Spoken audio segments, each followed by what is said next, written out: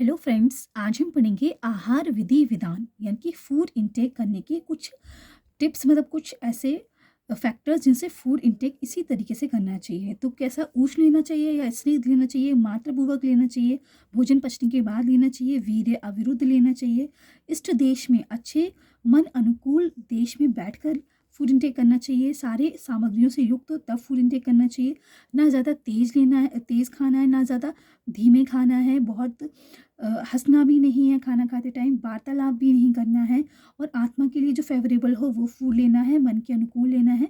तो इन सबको हम डीपली डिस्कस करेंगे, ऐसा क्यों करना चाहिए, उष्ण ही क्यों लेना चाहिए, स्निग्ध ही क्यों लेना चाहिए, मात्रापूर्वक क्यों लेना चाहिए, ये हम पढ़ेंगे आचार्य चरक के अनुसार। ये कहाँ वर्णित है? ये चरक संहिता के पार्ट फर्स्ट में विमान स्थान के अध्याय नंबर 1, जिसका नाम है रस विमान अध्याय, उसके श्लोक में 23 एंड 25 में वर्णित है। तो सबसे पहला है उष्ण, सेकंड है स्निग्ध, थर्ड है मात्रवत, फोर्थ है जीर्ण, जब भोजन पच जाए उसके बाद फूड लेना चाहिए, फिफ्थ है वीर्य अवरुद्ध, वीर्य के विरुद्ध ना हो, इष्ट देशे, जो देश हमारे मन के अनुकूल हो वहाँ बैठकर, उस प्लेस पे बैठकर, इष्ट सर्व उपकरण, सभी सामग्रियों से युक्त हो, ना अति द्रुतम, बहुत ज़्यादा तेज़ नहीं लेना चाहिए, ना अति विलंबित, बहुत ज़्यादा फास्ट भी फूड इनटेक नहीं करना चाहिए, अजलपन अहसन तन्मना भुंजीत, बिना वार्तालाप के, बिना हंसे हंसे हंसे हुए, बिना मन के अनुकूल, और आत्मा को समझ कर कि हमारी आत्मा के लिए कौन सा फूल फेवरेबल है, अपने आत्मा का ज्ञान करके फूल लेना चाहिए। ठीक है, तो इसकी हिंदी पढ़ लेते हैं। उष्ण स्निग्ध मात्रापूर्वक भोजन के पच जाने पर वीर्य के अविरुद्ध अपने मन के अनुकूल स्थान पर अनुकूल सामग्रियों के सहित आहार को न अधिक जल्दी, न अधिक देर से, न बोलते हुए, न हंसते हुए, अपनी आत्मा का विचार कर आहार द्रव्य में मन लगाकर भोजन करना चाहिए। ओके फ्रेंड्स, अब हम देखते हैं उष्ण आहार से क्या लाभ होते हैं। तो उष्ण अस्नियात, उष्ण आहार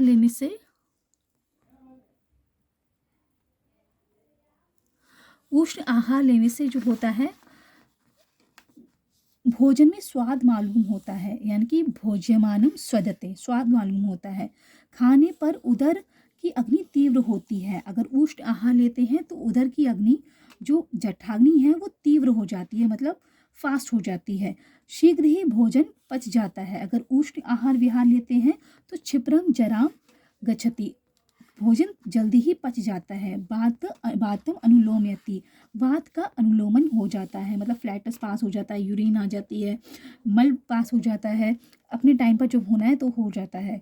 श्लेष्माणम च परिह्राष्यति, श्लेष्मा कफ का शोषण हो जाता है, कफ जो होता है उसका शोषण हो जाता है, क्योंकि कफ शीत होता है, उष्णता से कफ का शोषण हो जाएगा। अब स्निग्ध आहार से क्या लाभ होते हैं? स्निग्ध अश्नियत, स्निग्ध ही भोज्यमानम अश्नियात, भुक स्वदते, इससे भोजन में स्वाद आता है, स्वाद आता है, भुक्तम चा अनुदीर्णम अग्नि उदीर्यति, खा लेने पर अवदीप्त उदर की अग्नि को तीव्र करता है। तो जो अदीप अग्नि बुझी हुई है, दीप्त नहीं है, उसको तीव्र कर देता है स्निग्ध भोजन। और क्षिप्रम जराम गच्छति, उसका पाक जल्दी हो जाता है, उसका पाक शीघ्र हो जाता है। वातम अनुलोमिति, वायु का अनुलोमन करता है, शरीर का उपचय करता है, शरीरम उपचिनोति, शरीर का उपचय करता है, शरीर की वृद्धि करता है। दृढ़ी करोति इंद्रियाणी, इंद्रियाणी को दृढ़ करता है। तो ये बहुत इंपॉर्टेंट है कि दृढ़ी करोति इंद्रियाणी किसे कहा गया है? स्निग्ध आहार को। इंद्रियों को दृढ़ बनाता है। दृढ़ी करोति इंद्रियाणी का मतलब क्या है? इंद्रियों को दृढ़ बनाता है। जो हमारी घ्राणेन्द्रिय, श्रोतेंद्रिय, वाकेंद्रिय, रसेंद्रिय, जो इंद्रिय हैं, एकादश इंद्रिय, उन्हें दृढ़ करता है। बलाभि वृद्धि उपजनयति, बल को बढ़ाता है। वर्ण प्रसाद, वर्ण में स्वच्छता लाता है, और अतः स्निग्ध भोजन करना चाहिए, इसलिए हमें स्निग्ध भोजन करना चाहिए। ओके फ्रेंड्स, अब हम पढ़ेंगे मात्रापूर्वक आहार से लाभ, मतलब जो मात्रापूर्वक आहार, जो कुक्षी होती है, उसके 3 पार्ट करने हैं। 1 पार्ट से सॉलिड फूड लेना है, 1 और दूसरे 1/3 पार्ट में लिक्विड लेना है, तीसरा जो 1/3 होगा उसमें वात पित्त कफ दोषों के लिए जगह छोड़नी है। तो मात्रापूर्वक ही आहार क्यों लेना चाहिए? क्योंकि मात्रापूर्वक आहार जो खाया हुआ होता है वो वात पित्त कफ को पीड़ित न करते हुए पूर्ण रूप से आयु को ही बढ़ाता है। वात पित्तम कफान अपीड्य आयुरेव विवर्धयति, आयु को बढ़ाता है। सुखम गुदम अनुपेयति, सुखपूर्वक गुदा में पहुंच जाता है। तो गुदा तक आसानी से पहुंच जाता है मात्रापूर्वक आहार। अग्नि को नष्ट नहीं करता है। न च ऊष्माणम उपहंति, अग्नि को नष्ट नहीं करता है। अव्यथम च परिपाक मेति, किसी प्रकार की व्यथा किए पच जाता है, तो किसी प्रकार की व्यथा नहीं करता, पच जाता है। अब हम देखेंगे आहार जीर्ण होने पर भोजन करने से लाभ। जब भोजन पच जाए उसके बाद ही आहार लेना चाहिए। ऐसा क्यों लेना चाहिए, क्या रीज़न है इसके पीछे? तो इसके पीछे ये रीज़न है, पच जाने पर खाना चाहिए, क्योंकि अजीर्ण में भोजन करने वाले का खाया हुआ आहार समूह पहले आहार के पचे रस को बाद के आहार के साथ मिश्रित करते हुए सभी दोषों को शीघ्र प्रकोपित करता है। तो अगर हमने सपोज करते 3 घंटे पहले खाना खाया, 3 घंटे पहले अब उसका डाइजेशन हो गया, रस बन गया, रस सॉरी 3 घंटे नहीं, थोड़ा कम टाइम लेते हैं, 1 घंटे पहले खाना खाया, 1 घंटे में उसका आहार रस बन गया। अब हमने फिर से फूड ले लिया, तो आहार रस जो बना है वो फूड के साथ मिक्स हो जाएगा, तो इससे वात पित्त कफ को प्रकोपित करता है। जीर्णम तो भोजनालय से स्वस्थानेषु, भोजन के पच जाने पर खाते हुए दोषों को अपने स्थान में रहने पर, अग्नि के प्रदीप्त रहने पर, भोजन की इच्छा उत्पन्न होने पर, श्रोतों के मुख खुल जाने पर, डकार के शुद्ध रूप में आने पर, हृदय के शुद्ध होने पर, वायु का अनुलोमन होने पर। तो भोजन के पच जाने पर क्या होता है, भोजन जब पच जाता है तो अग्नि प्रदीप्त हो जाती है, भोजन की इच्छा उत्पन्न हो जाती है, फिर से भूख लगने लगती है, श्रोतों के मुख खुल जाते हैं और डकार के शुद्ध रूप में आती है, डकार आती है और वर्पिंग होती है, और हृदय के शुद्ध होने पर हृदय भी शुद्ध हो जाता है, वायु का अनुलोमन हो जाता है जब भोजन पच जाता है तब। वात मूत्र और मल के वियोग का त्याग करने पर, वात यानी कि फ्लैटस, मूत्र यानी यूरिन, मल यानी कि पुरीश, उसका वेग आया वो त्याग कर दिया। खाया हुआ आहार समूह सभी शरीर की धातुओं को ना दूषित करते हुए आयु को ही संपूर्ण रूप से बढ़ाता है। तो किसी को भी दूषित नहीं करता है, प्रदूष्य न प्रदूष्य आयुर्वादी वर्धति, आयु को बढ़ाता है। अगर हमने इन सब चीज़ों को ध्यान में रखे हुए फूड को इंटेक किया, अगर भोजन पच गया है उसके बाद फूड का इंटेक किया, तो धातु को दूषित नहीं करते हुए आयु को संपूर्ण रूप से बढ़ाता है।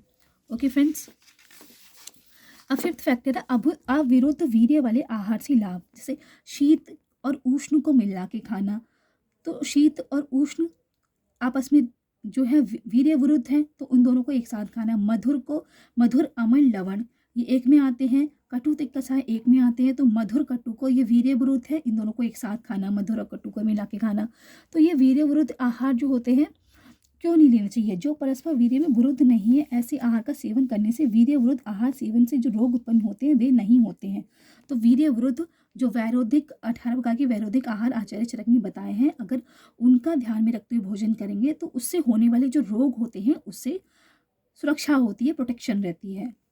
अब इष्ट देश में आहार से लाभ क्या होते हैं, इष्ट देशे इष्ट सर्व उपकरण चाशनीयात, अनुकूल स्थान पर, मतलब ज़मीन पर बैठा, किसी को फेवरेबल है तो वो ज़मीन पर बैठ के खाए, किसी को टेबल और चेयर पे बैठकर फेवरेबल है वो टेबल चेयर पे खाए। तो ऐसे आराम से अपने अनुकूल देश में जो उसके लिए फेवरेबल हो, जो पोजीशन उसके लिए ठीक हो, उस पोजीशन में बैठ के खाना खाए। और इष्ट सर्व उपकरण, सारे उपकरणों से, मतलब सामग्रियाँ उसमें होनी चाहिए, मतलब अचार है, घी है, सैलेड है, तो सारी जैसे सामग्रियाँ उसके लिए फेवरेबल हैं, जो उसे अच्छी लगती है, उन सब से युक्त करके भोजन करना चाहिए। तो इससे भोजन करने से क्या होता है कि भावों के द्वारा होने वाले मानसिक विकार प्राप्त नहीं होते हैं। जो मानसिक विकार होते हैं, मनोविघात होता है, वो प्राप्त नहीं होते हैं अगर इष्ट देश में और इष्ट उपकरण से युक्त आहार किया जाता है तो माइंड पर इफेक्ट नहीं पड़ता है, मेंटल डिस्ट्रेस नहीं होती है। अब पढ़ेंगे अति द्रुत भोजन से हानि। अति द्रुत भोजन, बहुत ज़्यादा जल्दी भोजन खाने से क्या होता है, अति जल्दी से भोजन नहीं करने से, क्योंकि बहुत जल्दी भोजन करने वाले व्यक्तियों का आहार उन्मार्ग में चला जाता है। उन्मार्ग मतलब एक तरफ फूड पाइप है, एक तरफ विंड पाइप है, तो विंड पाइप में चला जाएगा, उन्मार्ग हो जाएगा, भोजन का अवसाद शिथिल हो जाता है। तो जल्दी भोजन करने से भोजन शिथिल हो जाता है, भोजन का अप्रतिष्ठान अर्थात उचित रूप में वो अपने स्थान में आमाशय में नहीं रहता है। तो जितने टाइम उसे आमाशय में रहना चाहिए उतनी देर वो आमाशय में नहीं रहता है, उससे ज़्यादा देर आमाशय में रहता है। आहार द्रव्य का दोष या उत्तम गुण, इन दोनों की प्राप्ति निश्चित रूप से नहीं हो पाती है। तो आहार के जो उत्तम गुण हैं उनकी भी प्राप्ति नहीं हो पाती। उससे जो हमें, मतलब हम अगर मॉडर्न से कॉलेट करें तो मिनरल, विटामिन्स, प्रोटीन्स जो भी हमें उससे मिलने हैं वो अच्छे से नहीं मिल पाते हैं अगर हम बहुत जल्दी फूड को इंटेक करते हैं। तो इसलिए अति शीघ्रता से भोजन नहीं करना चाहिए। अब है अति विलंबित आहार से हानि। अति विलंबित मतलब बहुत धीरे धीरे खाने से क्या होता है, बहुत धीरे धीरे खाने से हमें तृप्ति नहीं होती। अगर कोई पर्सन बहुत धीरे धीरे भोजन कर रहा है तो उसे तृप्ति नहीं हो पाती है, मतलब पेट भर नहीं पाता है। आहार अधिक मात्रा में हो जाता है, आहार बहुत ज़्यादा मात्रा में हो जाता है कि वो धीरे धीरे खा रहा है, तो देर से तृप्ति होती है, वो ज़्यादा खाना खाएगा और आहार द्रव्य शीतल हो जाता है और फूड भी रखे रखे ठंडा हो जाता है। आहार का पाक विषम हो जाता है, आहार का पाचन भी विषम हो जाता है, इसलिए धीरे धीरे भोजन नहीं करना चाहिए। अब तन्मना आहार से लाभ। अल्प अजल्प अन्न हसन तन्मना भुंजीत। वार्तालाप न करते हुए और न हंसते हुए भोजन में मन लगाकर भोजन करना चाहिए। अजल्प मतलब वार्तालाप नहीं करना चाहिए, हसन मतलब हंसना नहीं चाहिए, तन्मना मतलब मन लगाकर भोजन करना चाहिए। इससे क्या होता है, बातचीत करते हुए हंसते हुए अनमनस्क होकर भोजन करने से वे ही दोष होते हैं जो दोष अति शीघ्रता से भोजन करने में होते हैं। तो अति शीघ्रता से भोजन करने पर क्या हुए थे, अति शीघ्रता से हुआ था भोजन उर्मांग में चला जाता है, भोजन शिथिल हो जाता है, भोजन बहुत देर तक अमाशय में पड़ा रहता है, दोष की उत्तम गुणों की प्राप्ति नहीं हो पाती है। तो यही सब होते हैं जब मन लगाकर फूड नहीं लिया जाता है, तो या तो वार्तालाप करते हुए लिया जाता है या हंसते हुए लिया जाता है या फिर मन लगाकर नहीं लिया जाता है। तो अति शीघ्रता से जो अभी हमने डिस्कस करे जो प्रॉब्लम्स होती हैं वही हानियां तन्मना से आहार लेने पे होती हैं। अब हम पढ़ेंगे आत्मशक्ति के अनुसार आहार लेने से लाभ। आत्मशक्ति के अनुसार अपनी आत्मा को भली प्रकार समझकर भोजन करना चाहिए। जैसे कि हमें किसी फूड से एलर्जी है तो वो फूड नहीं लेना चाहिए क्योंकि वो हमारी आत्मा के लिए सुटेबल नहीं है। जो सात्विक लोग होते हैं वो तामसिक भोजन नहीं लेते हैं, उनकी आत्मा सात्विक है तो वो असात्विक आहार में लगे रहते हैं। तो इस तरह अपनी आत्मा के अनुकूल, आत्मा को जो फेवरेबल है उस टाइम वो भोजन लेना चाहिए। तो आहार द्रव्य मेरे लिए लाभकारी है, ये आहार द्रव्य मेरे लिए हानिकारक है, इस प्रकार से अपनी आत्मा का साथ में अपनी आत्मा से विदित होता है, इसलिए अपनी आत्मा से भली प्रकार समझकर भोजन करना चाहिए। तो आत्मशक्ति के अनुसार भोजन लेना चाहिए। तो हमने सबसे पहले देखा था उष्ण आहार से लाभ। सबसे पहले हमने देखा था आहार विधि विधान देखे थे, फिर उष्ण आहार से लाभ देखा था, उसके बाद स्निग्ध आहार से लाभ देखा था, उसके बाद मात्रापूर्वक आहार से लाभ देखा था, फिर आहार जीर्ण होने पर भोजन करने से लाभ देखा था, फिर उसके बाद अविरुद्ध वीर्य वाले आहार से लाभ देखा था, ईस्ट देश में आहार से लाभ देखा था, अति दूध भोजन से हानि कैसे होती है, बहुत जल्दी जल्दी खाने से कैसे हानि होती है, अति विलंबित बहुत देर से खाने से क्या हानि होती है, मन लगाकर बिना वार्तालाप किए बिना हंसे हुए मन लगाकर भोजन करने से क्या लाभ होते हैं ये देखा, और आत्मशक्ति के अनुसार आहार लेने से क्या लाभ होते हैं ये देखा। तो गाइस ये हमने 10 आहार विधि विधान देखे आचार्य चरक के अनुसार, जो कि चरक संहिता के विमान स्थान के अध्याय नंबर कौन सा है 1, जिसका नाम है रस विमान अध्याय, उसके श्लोक नंबर 23-25 का आहार विधि विधान का वर्णन है वहाँ पर। तो गाइज इससे आगे आने वीडियो में हम और भी इम्पोर्टेंट टॉपिक्स पढ़ेंगे विमान स्थान के।